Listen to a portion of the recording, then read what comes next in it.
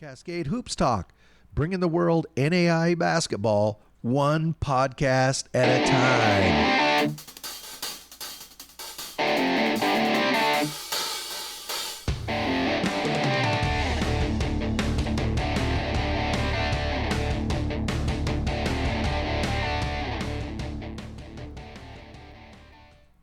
Cascade Hoops Talk, Billy D. Well, not a ton of games last night, but there was a lot of excitement.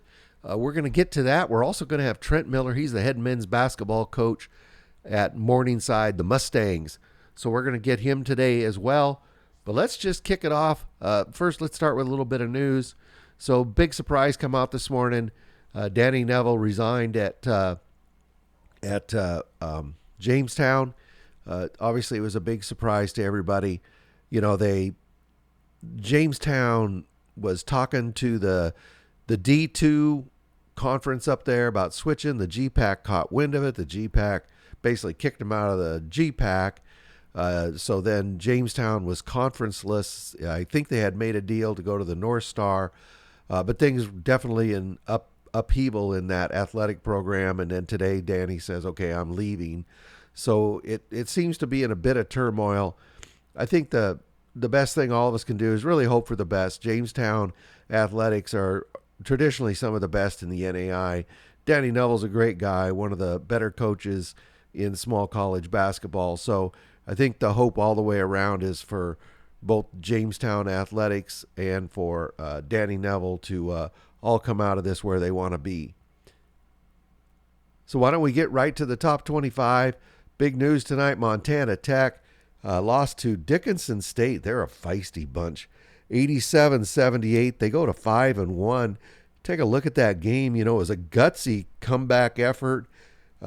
Dickinson State was down quite a bit, and they had to come back. Now, remember, it's 5,500 feet in Butte, so you really have to conserve your strength. But they were able to make that comeback. They ended up beating Montana Tech 87-78. Double-double for Coase Egbuel. 19 points, 14 rebounds. John Evans, 18 points, 4 rebounds. Big win for Dickinson. So this is a redemption. They lost to Montana Tech. They beating Dickinson State about 2 weeks ago. I think it was a 14-point loss. So they got a revenge win here for this one. But this is also the second top 25 win that Dickinson State has had. They beat Kansas Wesleyan, I believe, in the first game of the season. So Dickinson State is no joke. They're a pretty good team. The Montana Tech, they'll be fine. They're a very good team as well. They go to 5-1. They'll take on LC State at home tonight. Also another upset, Freed-Hardman. They played a really good Tougaloo team. Remember, Tougaloo was in the Final Eight last season. Very athletic. They really get up and down the court. They beat Freed-Hardman 61-57. Freed goes to 4-1. So in this game, Keandre Montgomery, he had 15 points. And then John Wesley Taylor, he also had 15 points for Tougaloo. Big win for Tougaloo. They fell the other night. This was a good comeback win for them. Of course, now Freed-Hardman goes to 4-1. And on November 20th, Freed-Hardman will be back in action taking on Xavier. That won't be a cakewalk there. Number 9, LSU Shreveport. This was our game of the day. They went down to Sagu. I really had a feeling this was going to be a good game. It was a very good game. A lot of back and forth. You know, I think I saw it one time. It might have went to 10. You guys might correct me on that. But down the stretch, it was 1, up 2, down 1, down. You know, it was just a really seesaw battle. And LSU Shreveport really hung on right at the end. Remember, they were at Sagu in, I think I'm not going to try to say the name of the town, Waxahachie. I'm sure I messed it up. But they were at Sagu, and they won that game 73-71. They go to 3-0 for LSU Shreveport tonight. Melvion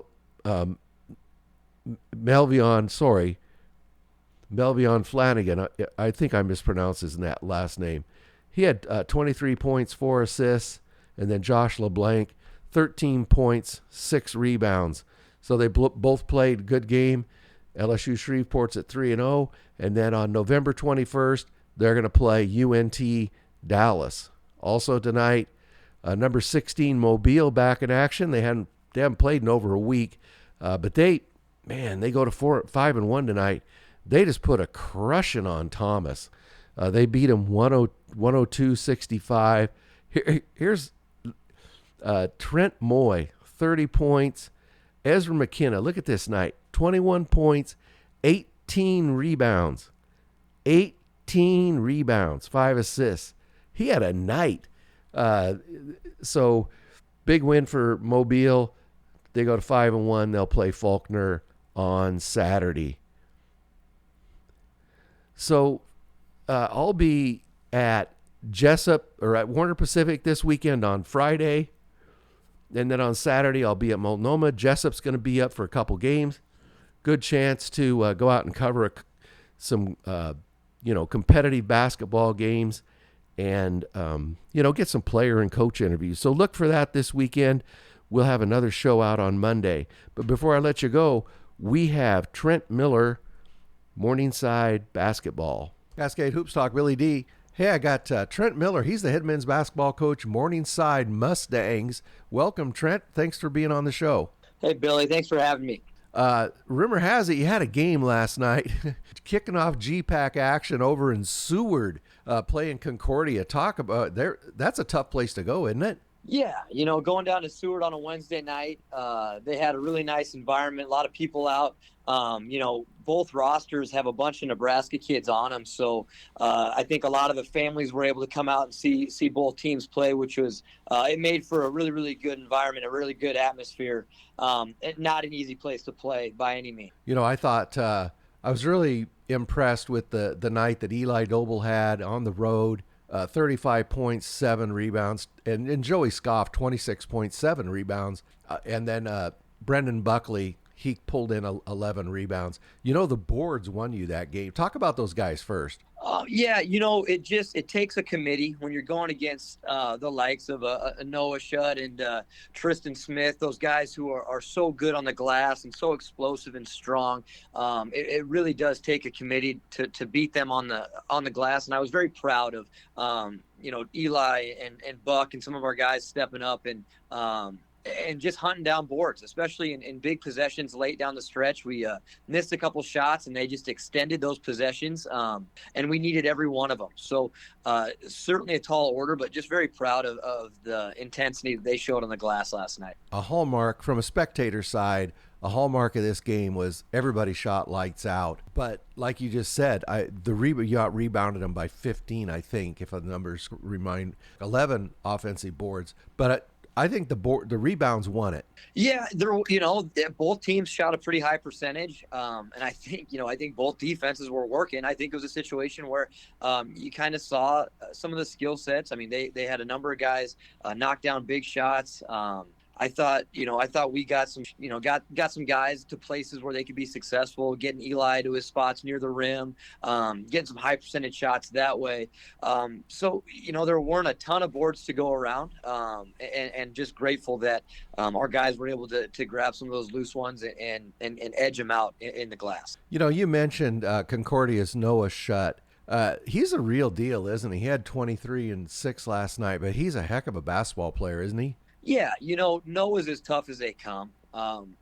It's a situation where not only physically can he kind of do anything in regards to being 6'5", jumping out of the gym, physically strong.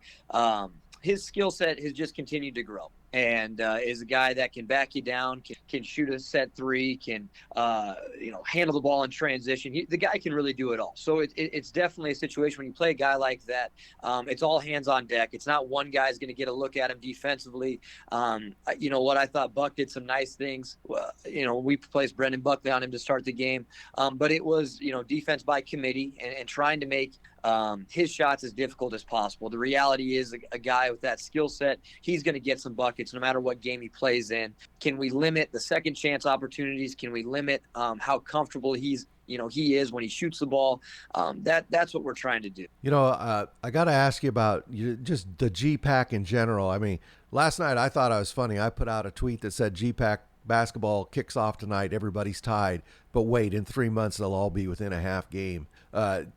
But, you've got between now and the end of the month, which is only, 11, 12 days, you got Mount Marty, and then you got Dort. But luckily, you have Dort at home first. And then a big game with Briarcliff. I mean, there is no rest coming up for you guys. No, and that's the conference, and that's what's really fun. I mean, you look at the scores that coming out, so many guys top to bottom. You're seeing scores in the 90s. There's just a lot of people that can fill it up and want to play really fast. And I think, Coach Figueroa and I were talking at Briarcliff, just last few years having so many, I think a credit to some really, really good big guys in the league. And just teams looking a little bit differently, playing a little bit faster. I think getting more possessions, it certainly is game on. You're looking across scores last night, 98-90, 101-89, 92, all these scores, definitely fast-paced, definitely got to be on every night. No games off. We're going to have to be very sharp Saturday against Mount Marty. It is nice that we get to be at home for a little bit. We haven't had a home game this year, and it's certainly hard to win on the road, and so you got to win the one at home, Well, I want to talk about Saturday's game, and I don't need nobody at Mount Mar to get mad at me, but how do you keep those guys from looking to Tuesday? Dort's coming. Everybody knows Dort's really good this year. And then you got your rival Briarcliff right after that. I mean, you got to keep them focused on Mount Marty because they can definitely come in and beat you. So how do you keep them from looking ahead on the schedule? Yeah, there's no doubt about that. And, for us right now in the locker room with our older guys, it's one day at a time. Like it is, can we have a great practice? Can we execute those possessions we get in practice? Can we carry that into the game that we have at hand? Can we execute the game plan? Can we know the scout? We don't have that luxury. You can't look ahead. And every conference game is the biggest game in the world up to that point, right? Like it is, you got to take care of business, and that's got to be the focus. And I think the second you don't, and you see it all the time, if you happen to lose focus for one game, man, you can get in a losing streak in a hurry, and those can add up. So nope, it's one game at a time. I think our seniors are doing a really nice job of reiterating that and holding some of our young guys accountable. We certainly don't have that luxury because anybody can beat you on any given night. Well, Trent, it's only one game, but that's a big game getting that win over in Seward. That's always a tough piece of your schedule. Congratulations on that win. And, we'll all be watching you on this stretch through the end of the month. Wish you best of luck. Billy, we really appreciate it. We love the tweets you're putting out, about the GPAC. I know it means the world to the conference. And obviously we're very biased, but we're very appreciative of that and all you do for NAIA basketball. Thanks for that, Billy. Well, thank you very much. That's Trent Miller. He's head men's basketball coach, Morningside basketball. Thank you. Thank you. Cascade Hoops Talk, Billy D. Hey, thank you very much, Trent Miller. He's the head men's basketball coach, Morningside Mustangs. Welcome, really Trent. Thanks for being on the show. Hey, Billy. Thanks for having me. Oh, sorry about that. If there are any coaches out there that don't have your contact information or SIDs who think their coach would be a good fit for a morning show, just shoot me a note on Twitter or shoot me an email at cascadehoopstalk@gmail.com, and let's try to get a variety of coaches on this season. They're only 5 to 10 minutes long. Don't forget that I will be at